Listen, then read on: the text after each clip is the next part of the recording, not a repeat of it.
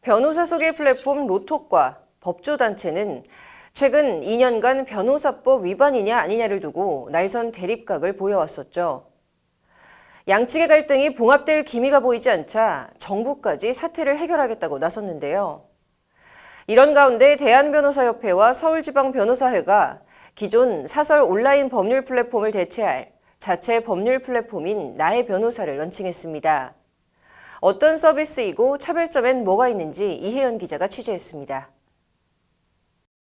지난 2020년 11월 법조단체 직역수호 변호사단이 로톡을 상대로 변호사법 위반에 대해 검찰과 공정거래위원회에 고발한 것을 시작으로 최근까지도 민간 온라인 법률 플랫폼 로톡과 변협 서울변회 등 변호사단체는 강대강 충돌을 빚어왔습니다. 사설 법률 플랫폼 철폐를 대표 공약으로 내걸었던 이종엽 대한변협 회장과 김정욱 서울변회 회장은 다시 한번 로톡과의 정면 대결을 택했습니다. 자체 법률 플랫폼 나의 변호사를 만들어 공공성과 전문성을 바탕으로 대체 불가능한 서비스를 만들겠다고 나선 겁니다. 변협과 서울변회가 공동 개발하고 전국 14개 지방변회가 협력해 출시한 공공 플랫폼 나의 변호사. 법률 상담이나 사건 수임 등이 필요한 고객이 지역, 분야, 이름별로 변호사를 검색할 수 있으며 등록된 변호사의 개인 홈페이지와 경력, 업무 사례, 연락처 등 정보도 확인할 수 있습니다. 내가 거주하고 있는 곳과 가까운 곳에서 변호사와 긴밀하게 소통을 하고 그리고 사건 해결하고 싶으신 분들은 더더욱이나 도움이 될 것 같습니다. 이용자분들께서 어디에 계시든 그리고 어떤 법률 문제에 처해 계시든 가까운 곳에 적합한 전문성을 가진 변호사를 플랫폼 내 사건 의뢰 게시판을 이용하면 수임을 희망하는 변호사와 연결되는데 최대 5명까지 연결이 가능합니다. 단순 검색으로 변호사를 찾기 어렵다면 사건 의뢰 게시판에 자신의 사건 개요를 올릴 수가 있는데요.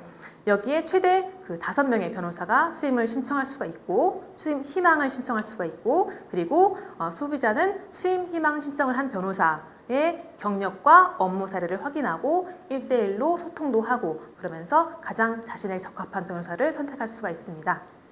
그리고 이 모든 서비스는 변호사와 국민 모두에게 무상으로 제공되는 것도 이름 그대로 국민들이 본인에게 맞는 나의 변호사를 찾도록 하자는 게 변협과 서울변회의 목적입니다. 이들 단체는 나의 변호사의 강점을 크게 공신력, 정보량, 비용적 측면 3가지로 꼽았습니다. 플랫폼 개발에 참여한 황귀빈 서울변회 공보이사는 먼저 나의 변호사는 무료로 이용할 수 있다는 게 가장 큰 강점임을 강조했습니다.